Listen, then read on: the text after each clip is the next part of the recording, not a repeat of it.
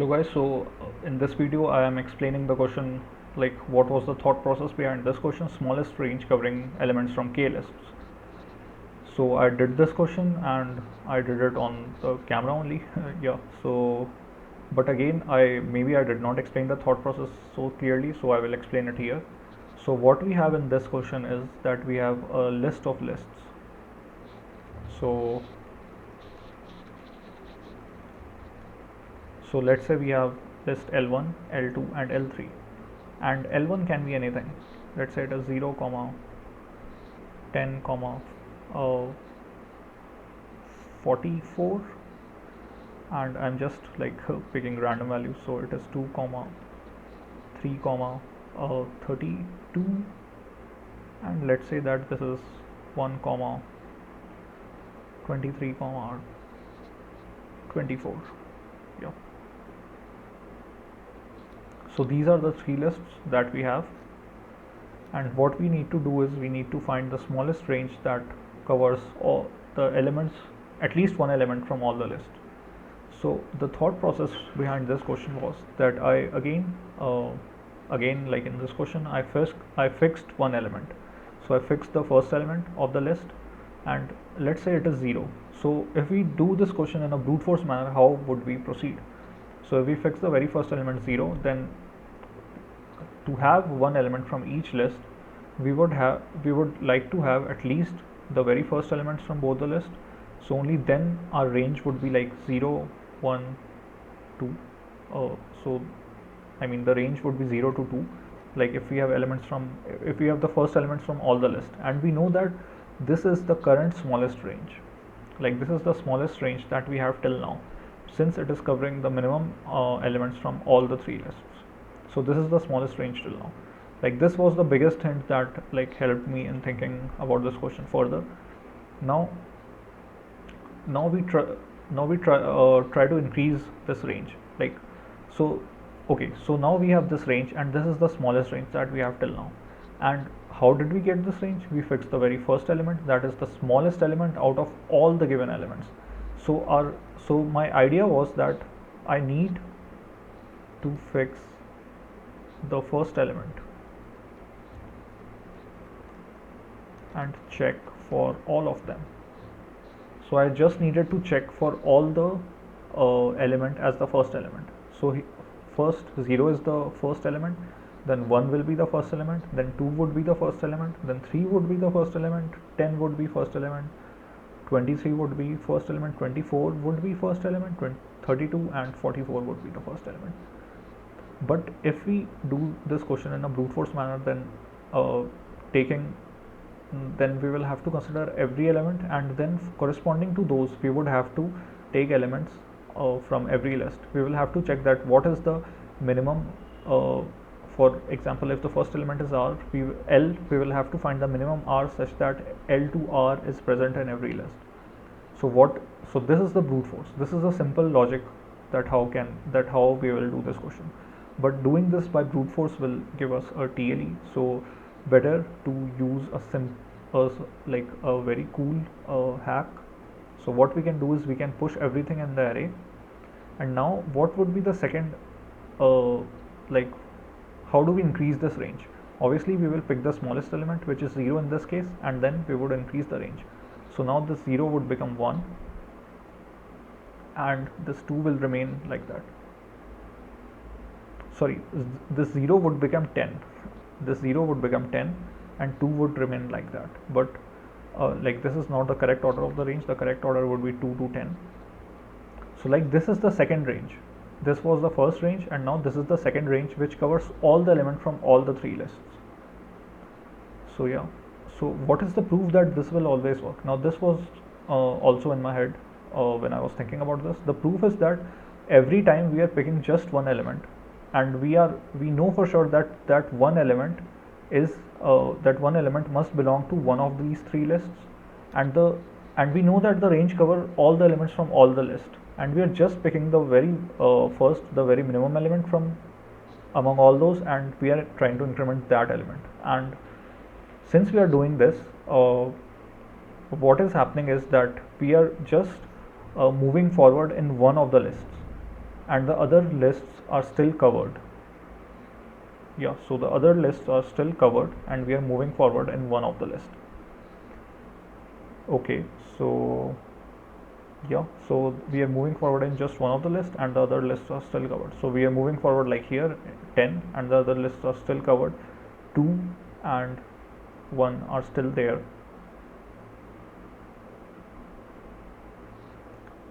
So yeah, 2 to 10.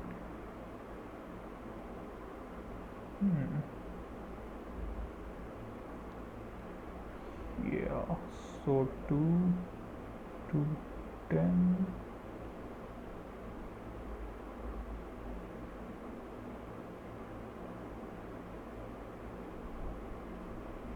Okay, so yeah, actually it won't be like, I was confused here because it won't be 2 to 10, it would be actually like it was 10, it was 0 1 2, right? So now like these three elements, and like how did we implement this? 0 1 2 was already in a set and what, or in a heap. So what we are doing is we are picking the minimum value from the heap, which is 1, sorry, which is 0, and then moving that value forward.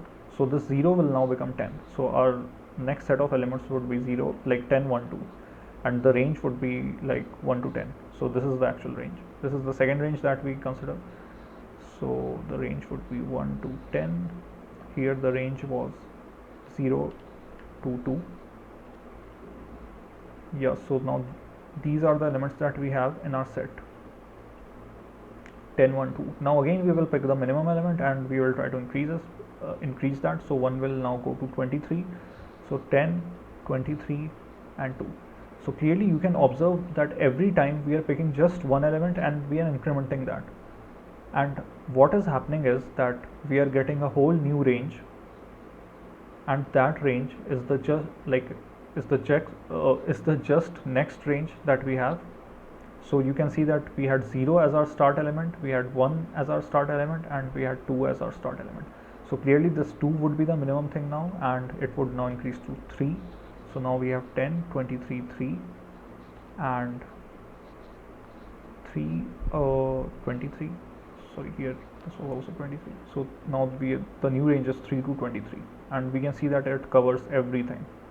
Because why it covers everything? Because the previous range was also covering everything. So this range, by induction, we can say that since the previous range was also covering everything, this range will also cover everything, because we are just picking up the minimum element and we are trying to get the next element in the list where that minimum element belongs to. So yeah, and I implemented this using set in C++, or we can also implement it using heap. We can also do the same thing in Golang using heap, but yeah, that for that I would again have to like refer the documentation, which I did not want to do. So I implemented it in C++ using set.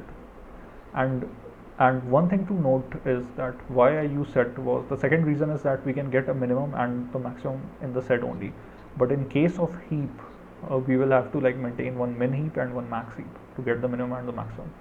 And point to be noted, this technique is also used in solving the question of running median, where we use the heap to like get the minimum and maximum at the same time. And yeah, I think I will also discuss that question. That is a good question. So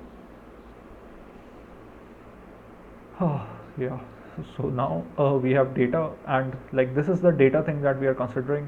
We have one value, we have the index, we have the list index, the list which this value belongs to, and we have the index.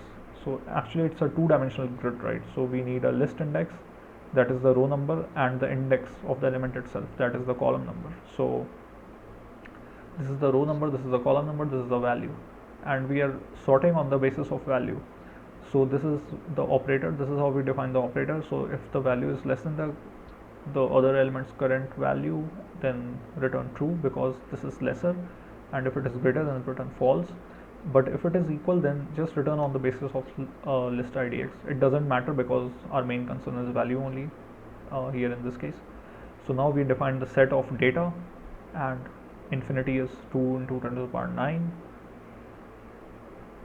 and initially our range is like 0 to infinity, because it is like nothing, and then slowly, and initially we push everything So clearly you can see that we are pushing the current number, the ith row and the jth column, so which is 0th column, the very first number in every list.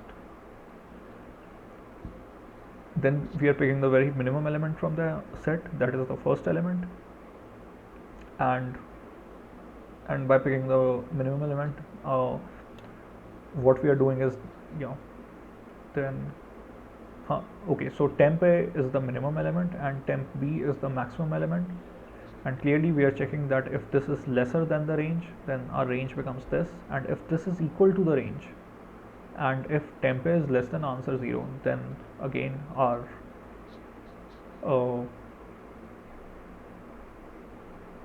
yeah, I don't think that this will be needed, because since we are iterating from lower to higher, we know that whatever answer we encountered in the beginning would be the minimum answer, and this value would always be greater than this. Like, this is a claim, and submitting it will prove whether it's correct or not. And this is correct, so you can see that I just like reduce the code by one more line, because we are moving clearly by solving this example. So like, this is also one good technique, that we can write everything down and just solve a mini example on that, and this will help us understand the problem like much more beautifully and carefully, so we don't make any mistakes while writing the code. So midway we don't make any mistakes, or we don't start thinking about the process again. So think twice and code once. Like, one of my friend also used to say that. Okay.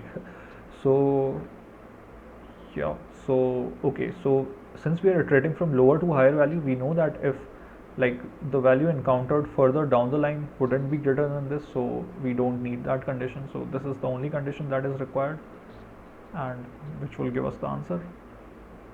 And now again, if z is equal to idx plus 1, okay, so if the next index is the end of the list, for example, if we come to this 44, the next index would be the end of this list. So now if that happens, we need to break the loop, because this is an infinite loop. We at some point we obviously need to break this, but what is that point? If we encountered the end of one list, so if we encountered the end of any one of the lists, we know that there is no such valid range now which covers all the list, because we have already encountered end of one list, and anything above that would be like ignoring that list. Okay, so we cannot do that, and that is the point where we break. And if it is not the case, then just push everything, like that is the new data value, erase the very first element, that is the beginning element, and insert this new element, and then return the answer after calculating. So I hope you understood this question if you did not understand it in the previous one. And this was my intuition, like this was the basic intuition, and this was the second thing. So now this also gives us an insight that in many of the questions in the domain of problem solving, this is one basic condition that we need to take care of. We can always fix something, and corresponding to that we can calculate the answer. So it doesn't matter if it is a brute force that you think, because most of the time you start with a brute force and then you try to optimize how can we like optimize this process, but it is the brute force that you are actually trying to optimize. So brute force works, and you need to consider every possibility if that is the case. So here we needed to consider every kind of possibility. So this was it about this question.